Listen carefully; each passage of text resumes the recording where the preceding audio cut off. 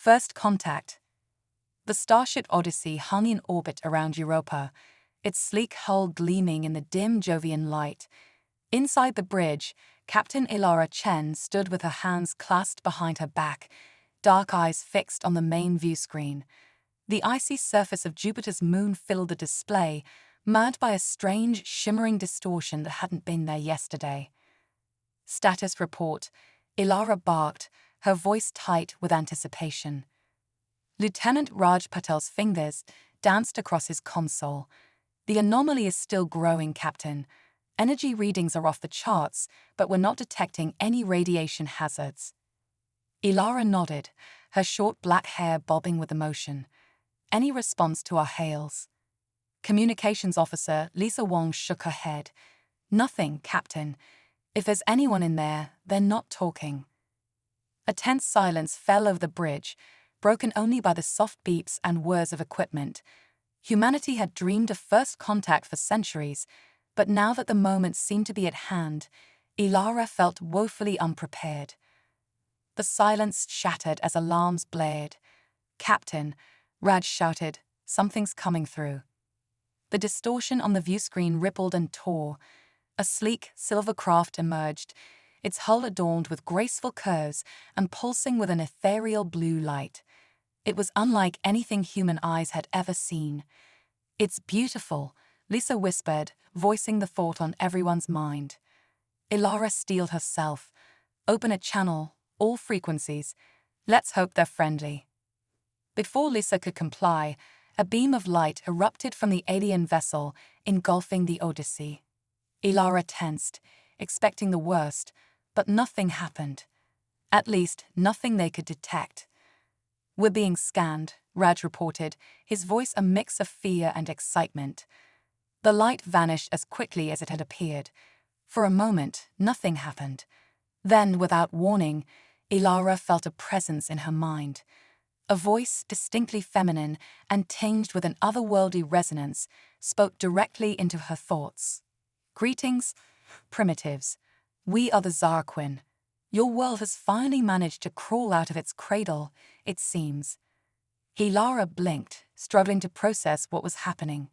She glanced around the bridge, seeing the same confused expressions on her crew's faces. They'd heard it too. Gathering her courage, Ilara focused her thoughts and attempted to respond. "I am Captain Ilara Chen of the Earth ship Odyssey. We come in peace and welcome you to our solar system." A ripple of amusement, bordering on condescension, flowed through the mental link. "How quaint. Tell us, little ones, do you truly believe you're prepared for the vastness of the cosmos?" Ilara bristled at the patronizing tone, but kept her composure. "We may be newcomers to interstellar travel, but humanity has a long history of adaptation and innovation. We're eager to learn and contribute to the galactic community." "Charming," the voice replied, dripping with sarcasm. "Very well, we shall humor you. Prepare yourselves. Representatives of the Zarquin matriarchy will board your vessel to assess your potential." Before Ilara could respond, the mental link severed. She took a deep breath, steadying herself against the sudden silence in her mind.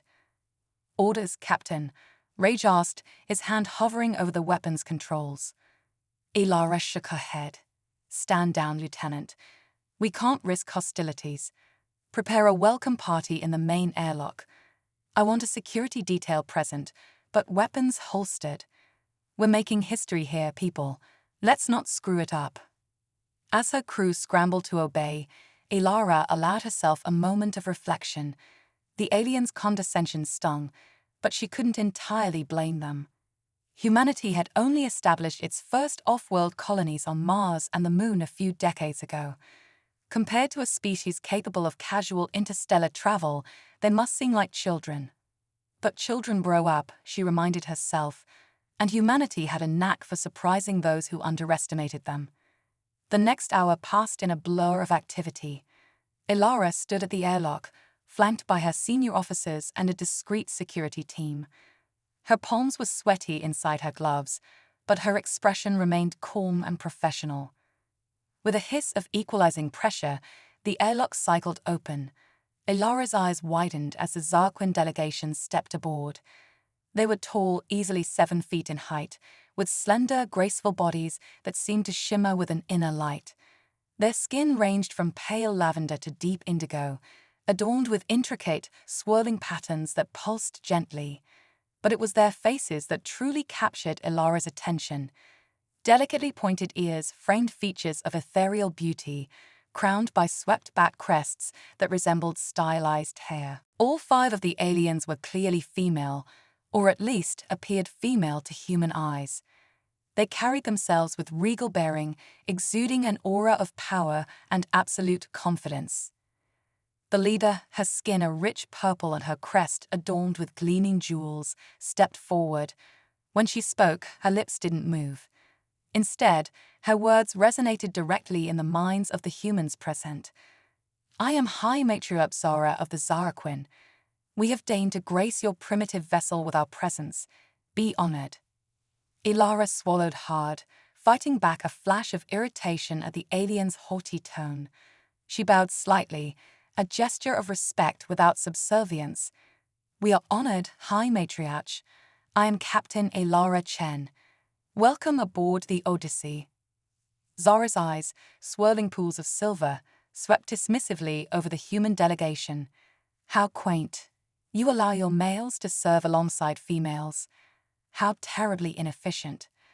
Ilara blinked, caught off guard by the comment. "Gender equality has been a cornerstone of human society for generations, High Matriarch. We find diverse perspectives invaluable in all aspects of life, including space exploration." A ripple of what might have been amusement passed through the Zarquin delegation. "How adorable," Zara replied. "You actually believe your males are capable of contributing meaningfully. We shall have to disabuse you of such notions if you're to have any hope of joining civilized galactic society."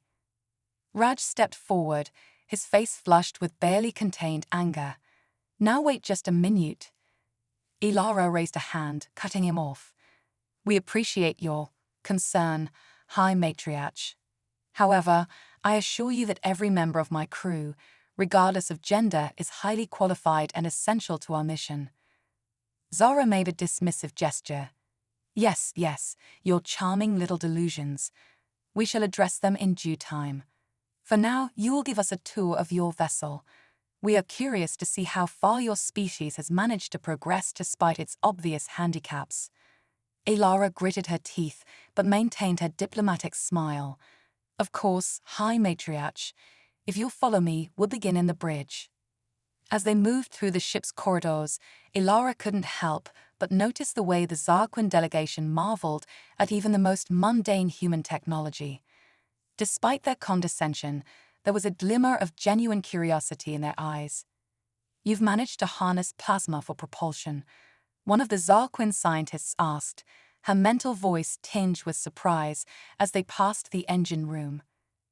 "Perhaps you're not quite as primitive as we first assumed. Our engineering team has made significant breakthroughs in recent years," Ilara replied, allowing a note of pride to creep into her voice. "We're particularly proud of our advancements in fusion technology." High Matriarch Zara sniffed disdainfully. "Fusion. How quaint. I suppose it's impressive for such a young species. Tell me, how do you plan to overcome the limitations of your fragile organic forms for long-term space travel?" Ilara exchanged a glance with Dr. Yuki Tanaka, the ship's chief medical officer. "We've developed advanced cryostasis technology for long-duration missions," Yuki explained. "Additionally, our bioengineering division is exploring ways to enhance human resilience to the rigors of space." "Crude, but not entirely without merit," Zara conceded. "Though I shudder to think what your male scientists might bungle in their attempts at genetic manipulation." Rage, who had been silently fuming throughout the tour, finally snapped. "Now listen here," he growled, stepping in front of the High Matriarch. "I've had about enough of your sexist garbage. Human men have been responsible for countless scientific breakthroughs. Ever heard of Einstein, Newton, Hawking?" The Zarquin delegation recoiled, looks of shock and disgust on their faces. "How dare this male address me directly?" Zora's mental voice boomed, radiating outrage. Captain, control your subordinate immediately, or we shall be forced to conclude that your species is too barbaric for further contact. Ilara moved quickly, placing herself between Raj and the aliens. I apologize for my officer's outburst, High Matriarch. He meant no disrespect. She shot Raj a warning glare. Lieutenant Patel is one of our finest officers, and his passion sometimes gets the better of him. Zora's eyes narrowed. See that it does not happen again. We have tolerated much from your kind, but there are limits to our patience. The rest of the tour proceeded in tense silence. When they finally returned to the airlock, Ilara felt as if she'd aged years in just a few hours. We have seen enough, Zora declared. Your species shows a glimmer of potential, buried beneath layers of primitive beliefs and inefficient social structures. We shall depart now and deliberate on whether you are worth the effort of uplifting. Ilara bowed again, biting back a retort. We thank you for your visit, High Matriarch. Whatever your decision, we hope this can be the beginning of peaceful relations between our peoples. As the Zarquin delegation disappeared into their ship, Ilara let out a long, shaky breath. She turned to her crew, seeing a mix of emotions on their faces: anger, frustration, but also determination. Well, she said, managing a wry smile, that could have gone better. Raj stepped forward, his expression contrite. Captain, I'm sorry for losing my temper. I just couldn't stand the way they were talking about us, about human men. Ilara placed a hand on his shoulder. I understand, Raj. Honestly, I wanted to tell them off myself, but like it or not, the Zarquin represent our first contact with an advanced alien civilization. We need to tread carefully. So what now, Captain? Lissa asked, worry evident in her voice. Ilara's eyes hardened with resolve. Now, we prove them wrong. They think we're primitive. Fine. Let's show them just how quickly humanity can evolve. I have a feeling this is just the beginning of a very interesting chapter in human history. As if in response to her words, the ship's sensors blared to life. The alien vessel was powering up, preparing to depart. In a flash of otherworldly energy, it vanished back through the anomaly, leaving the Odyssey alone once more in Europa's orbit. Ilara stared at the empty space where the Zarquin ship had been, her mind racing with the implications of this encounter. One thing was certain: humanity's place in the universe had just changed forever, and they would need every ounce of their legendary adaptability to face the challenges ahead. All hands, she announced, her voice steady and determined. Prepare a full report for Earthside Command. Our mission has just gotten a lot more complicated. As her crew sprang into action, Ilara allowed herself a small, defiant smile. The Zarquin might think they had humanity all figured out, but if there was one thing humans excelled at, it was defying expectations. The game was on, and Ilara had a feeling the aliens were in for quite a few surprises. Cultural exchange. 6 months had passed since the Odyssey's encounter with the Zarquin, and Earth was abuzz with activity. The revelation of intelligent alien life had sparked a global renaissance in science, technology, and culture. Humanity, driven by a mixture of excitement and determination to prove their worth, had made astonishing progress in a short time. At the newly established Zarquin embassy in Geneva, Captain Ilara Chen stood before a holographic display, presenting the latest human advancements to a group of skeptical alien dignitaries. Her uniform, now adorned with the insignia of Earth's fledgling Interstellar Relations Corps, gleamed under the soft lights. As you can see, Ilara explained, gesturing to the rotating hologram of a sleek spacecraft, we've already incorporated some of the principles observed in your vessel's design. Our new Helios-class ships can achieve speeds approaching 0.1 Se, a significant improvement over our previous capabilities. High Matriarch Zara, who had returned to Earth as the official Zarquin ambassador, raised an eyebrow ridge. Impressive. For such a short time, she conceded, her mental voice tinged with reluctant admiration.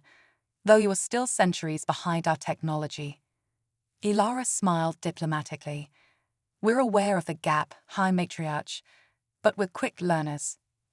As if to punctuate her point, the doors to the conference room slid open, admitting a familiar face. Raj Patel, now sporting the rank of commander, strode in confidently. "Apologies for the interruption, Captain," he said, nodding respectfully to the Zarquin delegation. "But I thought our guests might be interested in the latest breakthrough from the quantum communications team." Zora's eyes narrowed. "The male speaks out of turn again," she admonished, though her tone lacked the venom of their first encounter. What could he possibly have to contribute? Raj, having learned to temper his reactions over months of diplomatic interactions, simply smiled and activated his wrist-mounted holodisplay. A complex network of pulsing energy lines sprang to life between him and the Zarquin. "We've managed to isolate the subspace frequency your species uses for faster-than-light communication," he explained, his voice steady and professional. "More importantly, we found a way to piggyback our own signals onto the existing network without disrupting it." The Zarquin scientists in the delegation leaned forward, their faces a mixture of shock and intrigue. One of them, a young alien named Lyra, spoke up. "But that should be impossible for your level of technology. How did you manage it?"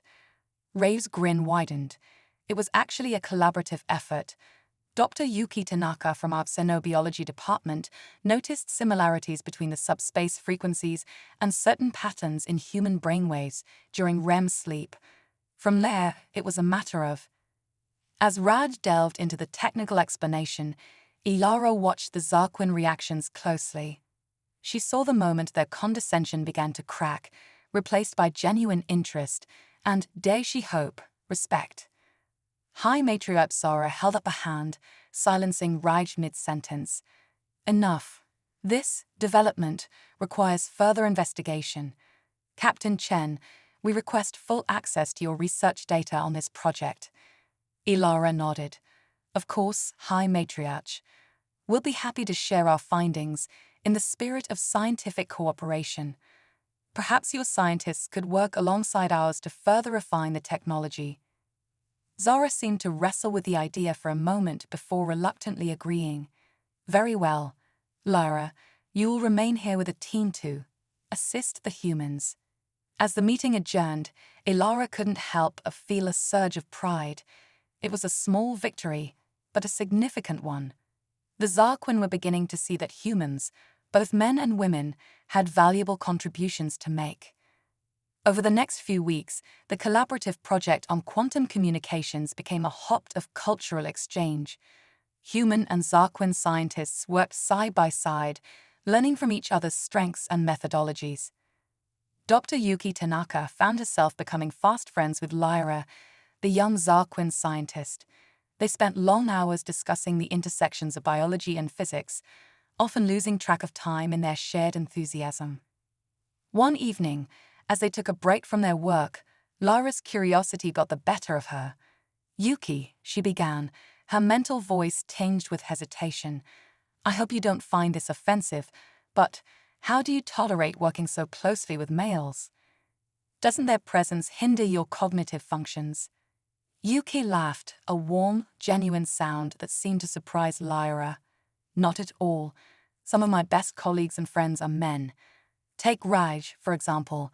His intuitive leaps often complement my more methodical approach. We balance each other out." Lyra's brow furrowed in confusion. "But in our society, males are considered, well, not quite sentient. They're useful for physical labor and reproduction, but little else. Are human males truly so different?" Yuki's expression grew serious. "Lyra, human men are every bit as intelligent, creative, and capable as women. Our history is full of brilliant minds of all genders. The idea of limiting half our population to menial roles, it's unthinkable.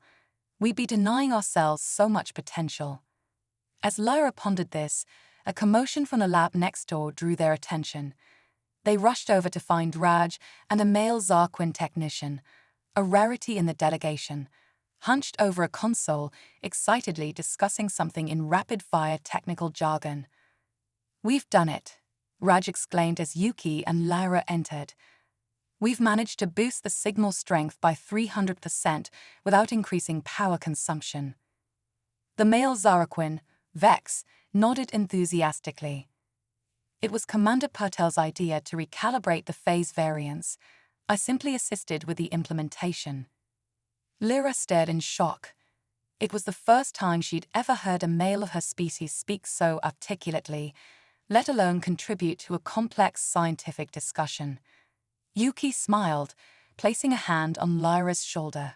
See, given the opportunity, anyone can surprise you. The breakthrough in quantum communications was just the beginning. As more Zaraquin arrived on Earth for various diplomatic and scientific missions, they found themselves increasingly impressed by human ingenuity and adaptability. Earth's cities began to transform, incorporating elements of Zaraquin architecture and technology. Gleaming spires of crystal and metal rose alongside historical buildings, a visual representation of the blending of two cultures. In return, human art, music, and literature began to captivate Zaraquin visitors. They were particularly fascinated by the concept of fiction, something apparently absent from their own culture. The idea of creating entire worlds and characters from pure imagination both baffled and enthralled them. Ilara found herself giving a tour of the Louvre to a group of Zaraquin dignitaries, explaining the significance of various masterpieces. As they stood before the Mona Lisa, one of the aliens tilted her head in confusion. But it's just pigments on a flat surface, she observed. How can it evoke such strong emotional responses in your people? Ilara smiled. Art isn't just about technical skill. It's about capturing a moment, an emotion, a piece of the human experience. This painting has sparked centuries of debate and admiration. In a way, it's a conversation across time between the artist and every person who's ever viewed it. The Zaraquin considered this, their expressions thoughtful. Perhaps, one of them mused, there is more depth to your species than we initially believed. As the cultural exchange deepened, so too did personal relationships between humans and Zaraquin. Friendships formed, and in some cases, even romantic attachments began to blossom. It was uncharted territory for both species, fraught with misunderstandings and cultural faux pas, but also filled with moments of profound connection. Reg, to his own surprise, found himself growing close to Lyra. Their initial antagonism had given way to mutual respect and a deep intellectual bond. One evening, as they watched the sunset from the roof of the Geneva Research Center, Lyra turned to him with an uncharacteristically vulnerable expression. Raj, she began, her mental voice soft, I owe you an apology. When we first met, I thought you were little more than a trained animal. But you've shown me how wrong I was. You're brilliant, kind, and she paused, searching for the right words. You've changed how I see the universe. Raj felt a warmth spreading through his chest. Thank you, Lyra. That means a lot coming from you. And for what it's worth, you've changed my perspective too. Your people may have started out as arrogant space elves, he grinned, using the nickname that had become popular among humans. But you're not so bad once you let your hair down. Figuratively speaking, of course. Lyra laughed, a sound she'd picked up from her human colleagues. I'm still not sure I understand all of your idioms, but I think I'm starting to appreciate them. As they sat in comfortable silence, watching the stars emerge in the darkening sky, both human and Zaraquin felt a sense of hope for the future. The road ahead would not be easy. Centuries of ingrained beliefs and prejudices don't disappear overnight, but the foundations of understanding and mutual respect were being laid. Back in her office, Ilara reviewed the latest reports on human-Zaraquin relations.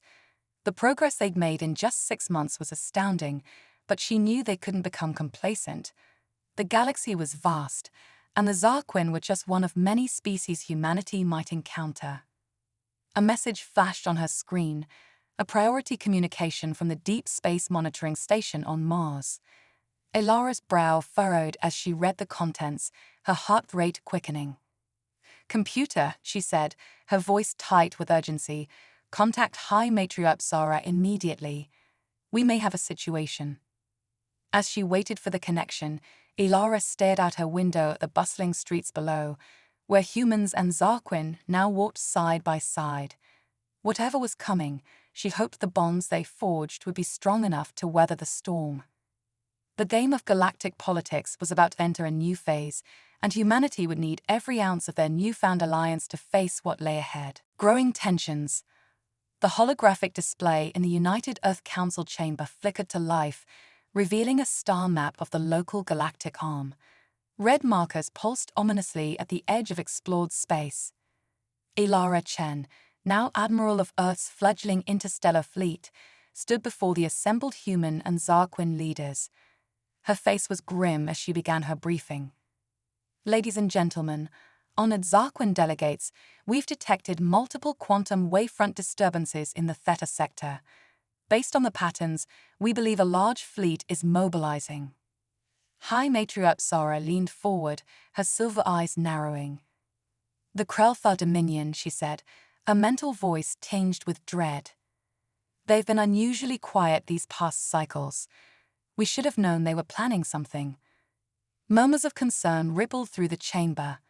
The Krelthar, a militaristic species known for their brutal expansion, had long been rivals of the Zarquin.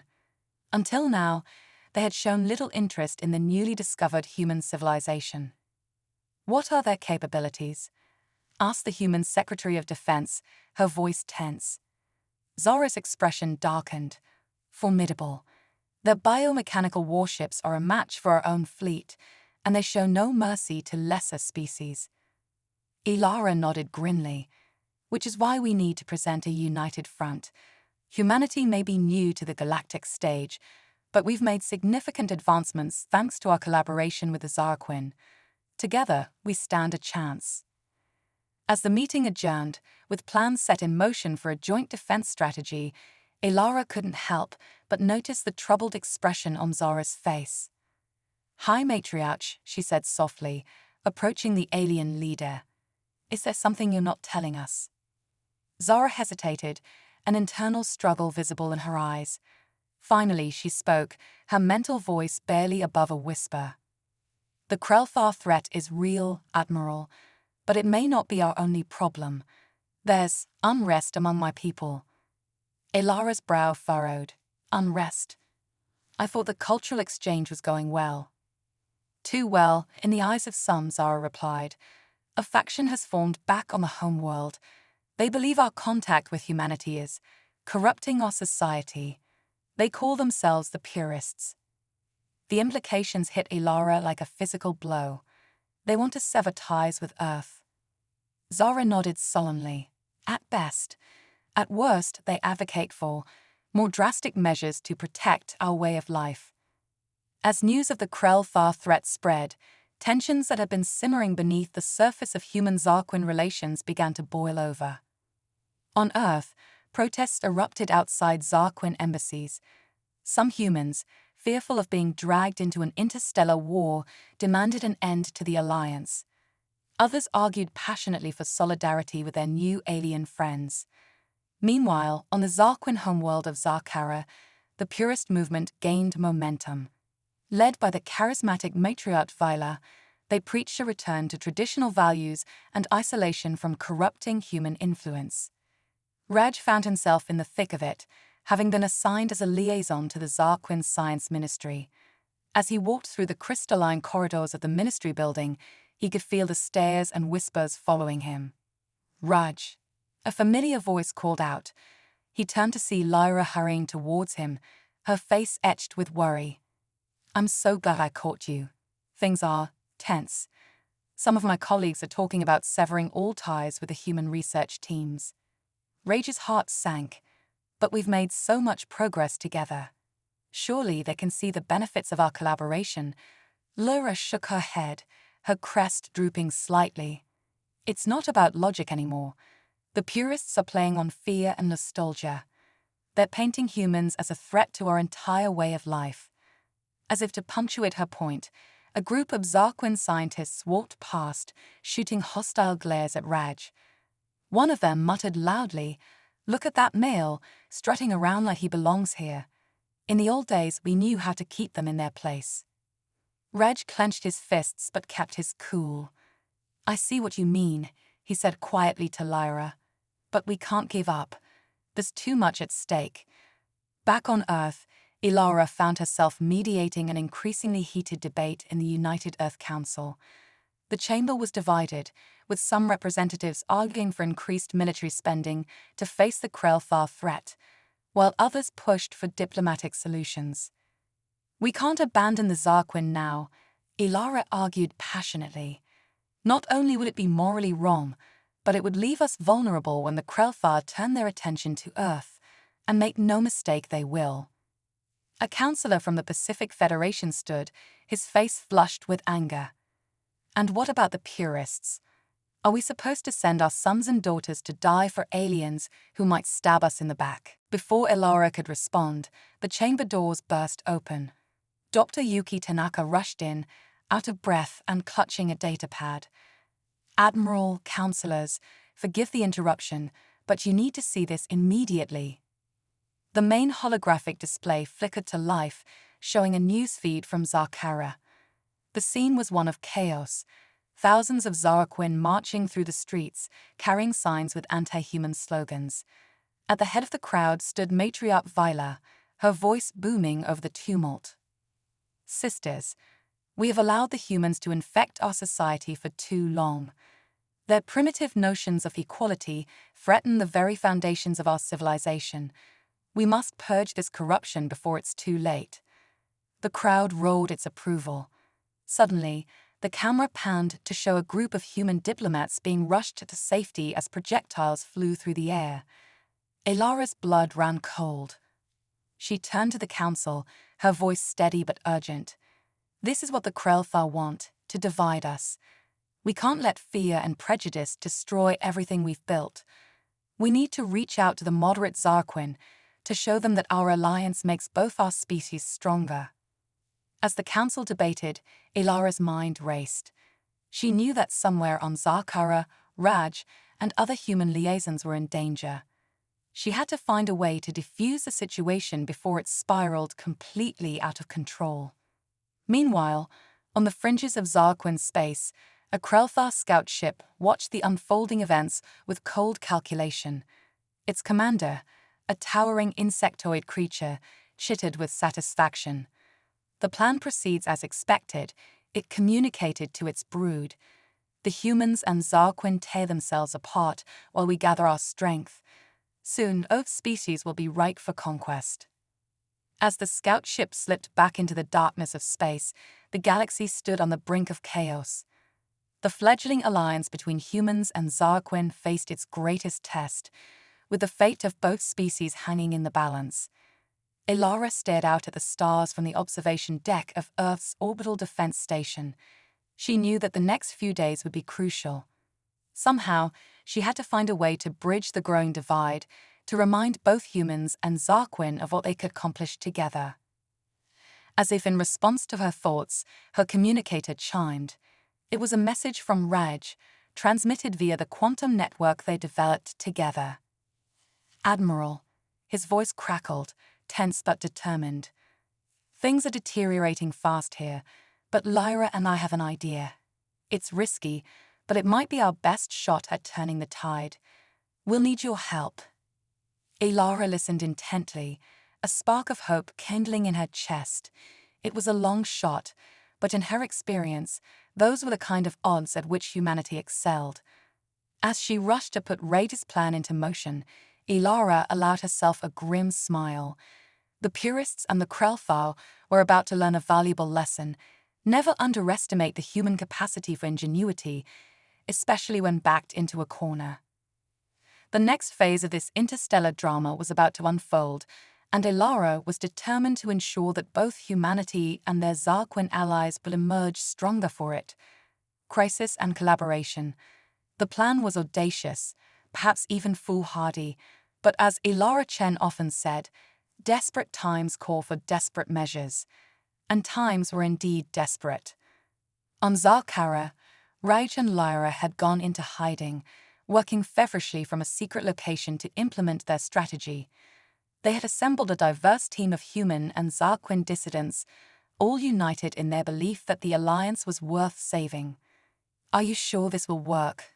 Lyra asked, her mental voice tinged with anxiety as she monitored the complex web of quantum-entangled particles they had painstakingly set up across the planet. Raj gave her a reassuring smile.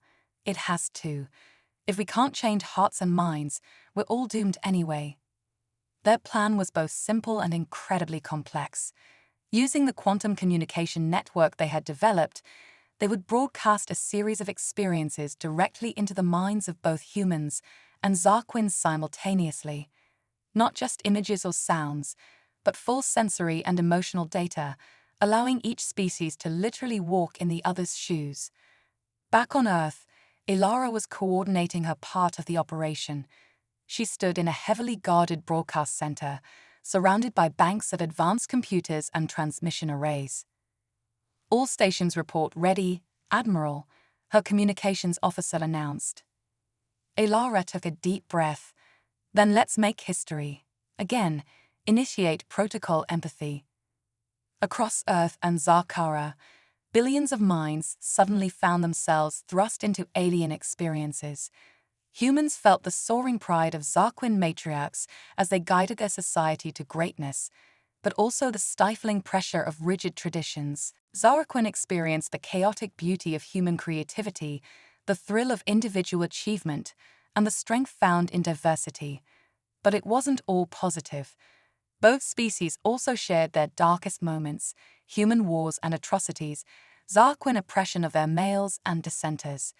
It was a raw, unfiltered exchange of cultural memory and emotion. For several intense minutes, the two worlds were linked in a way never before achieved. When it ended, there was a moment of profound silence across both planets. Then, slowly, things began to change. On Zarkara, the purist rallies ground to a halt. Matriarch Villa found her followers looking at her with new eyes, questioning the hate they had so readily embraced before. In the streets of Earth's cities, protests turned to discussions. People who had been calling for isolation now spoke of solidarity and shared struggle. But the real test came when the long-range sensors blared to life. The Krelfar fleet had been detected, much closer than anyone had anticipated. In the United Earth Council chamber, Ilara stood side by side with High Matriarch Zara. The tension that had existed between them had melted away, replaced by a steely determination. "The Krelfar seek to exploit our divisions," Zara's mental voice resonated through the chamber. "But they will find us united and ready." Ilara nodded. "Humanity stands with our Zarquin allies. Together, we will face this threat." The response was immediate and overwhelming. Volunteers from both species flooded recruitment centers. Scientists redoubled their efforts, working around the clock to integrate human and Zarquin technologies into formidable new weapons and defenses. Raj found himself aboard the flagship of the combined fleet, the HSS Unity, a marvel of hybrid engineering. Beside him stood Lyra, now officially recognized as his partner in both science and life, a union that would have been unthinkable just weeks ago. Battle stations. Ilara's voice rang out as the first wave of Krelfar ships dropped out of faster-than-light travel. The space around them erupted into chaos. Krelfar biomechanical ships, twisted amalgamations of organic and technological components, swarmed toward the defensive line.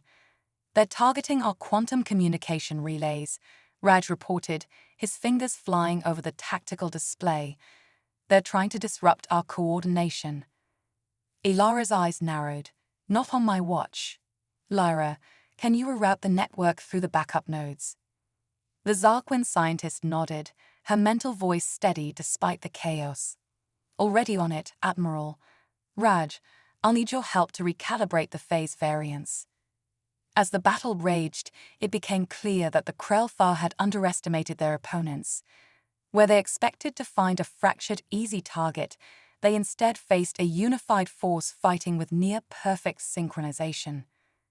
Human intuition and adaptability combined with Zarquin precision and advanced technology. Fighters piloted by mixed crews danced through the battlefield, their movements a deadly ballet.